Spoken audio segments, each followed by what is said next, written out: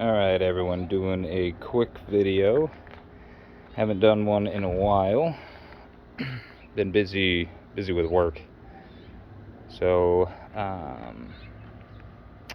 what you're looking at right now is the parts of the back of a seat. That's the bottom of it right there. That's the back of it. That's the foam. This is the leather covering, and that's the wood that was inside of it, that basically the foam mounts to, and the covering covers everything. So what the plan is I'm going to cut that in half along that center line. I'm going to cut that one in half along its center, and then coming back over here to the Gseat, we are going to try and pad the back paddles. So I just got done with upgrading the bottom of it to parallel IVT2s. You can see one set right there. Boop, there's the other set. So we've got parallel IVT2s on the Gseat now. Put that back in there. Basically, I haven't had either of my motion simulators running for like 2 months now, at least 2.5 months, something like that. This is where the other motion simulator used to be. Well, it used to be in my room, and then I disassembled it to try and convert it into a 4DOF with sliding rails, those actual sliding rails right there. And so it's been sitting in this spot right here next to the Gseat for, I don't know, the past 2 months or something. So I finally disassembled that. So here's the mid frame with the four motors on it, the surge trolley, and the electronic box. Basically, the reason why I haven't been working on it is because I ran out of money, so had to get a job, and been working the past 2 months, or a month and a half or whatever, just working at that job, catching up on stuff, getting money. So now I've got a little bit of spare money, so I just went shopping today on Amazon. The big thing I need for this is the motors. On the motor wires, they're basically going from 12 to like 16 gauge, maybe even I think that's 16 gauge. Don't like that, so I bought 150 feet of each red and black 12 gauge, so I can extend the motor wires for everything. I've just got to extend those 2 motor wires, and they've got to come all the way up to here, so that's quite a bit, and I just want 12 gauge for spare. The second thing is, I know that I'm going to have to, this box is going to need to be able to connect and disconnect things relatively quickly. So I bought a terminal block to put in there so I can punch everything in outside of this plate. Basically, the plate will recess back there a little bit, and then the punch block will be in front of it, and then everything will still run through here after the punch block, the block terminal, whatever, will go back into the box through that hole. But I just need a way to be able to connect and disconnect things quickly.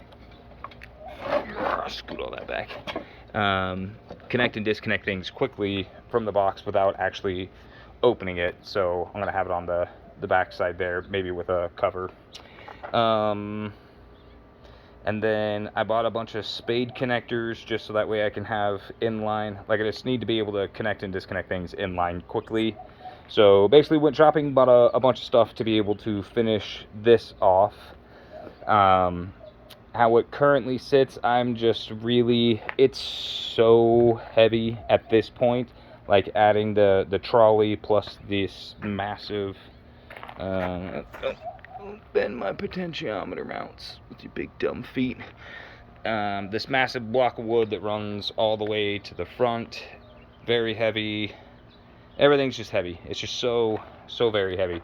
So I have not a lot of faith that this little motor right here is going to be able to surge that backwards and forwards in any I keep bending my potentiometer because I'm a dummy.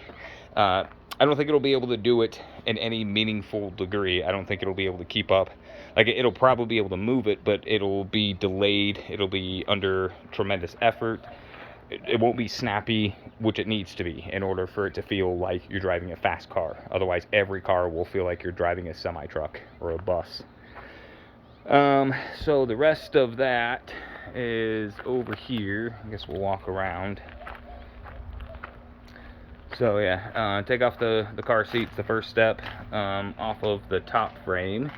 So there's the top frame, took the car seat off, and then this is the wheel stand with my honeycomb. Got to take that off next, and then take the upper frame off. That's just chilling over here. So I've got that disassembled and set to the side, and I would have moved this lower frame over there, but it doesn't look like it's gonna rain, and it's not gonna rain anytime soon. That should be all right. And if it does start raining, I can just slide it up under the carport relatively quickly. But this thing is entirely too heavy to move by myself. Excuse me. So back to the Gseat.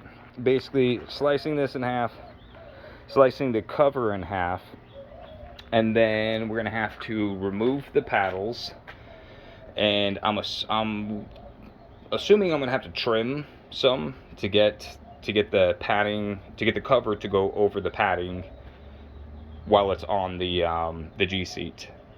So I don't know about all that. We're gonna have to figure all this stuff out, but that's basically the next step. After I do the back, since I have, you know, a little padding for the seat, I'll worry about that one later. But pad the back of it, then pad the seat, and then get that side on. And then I'm gonna mount this headrest that I removed from that seat. That'll be a nice little addition to put up there. Mount the headrest, and then I will create plates, which I'm pretty sure I've shown before, but a plate that will go there and connect to this one, and then have this, you know, meet this same angle there. Oop, oop, oop. But it'll essentially be a piece of wood that goes like right there, and then one that goes around the front and one on the other side, basically to fully enclose this thing except for the back. I don't really have plans on closing the back. I don't know, I might just just create two pieces of plywood. You know, it's just two basic squares, since that sits above, sits on top of these 2x4s. So that's basically it. That's the next steps for the Gseat. I'm probably gonna get a video or two tonight of me driving this thing, because I haven't driven it in a while, and I haven't posted it in a while. So anyway, I'll talk to you guys later.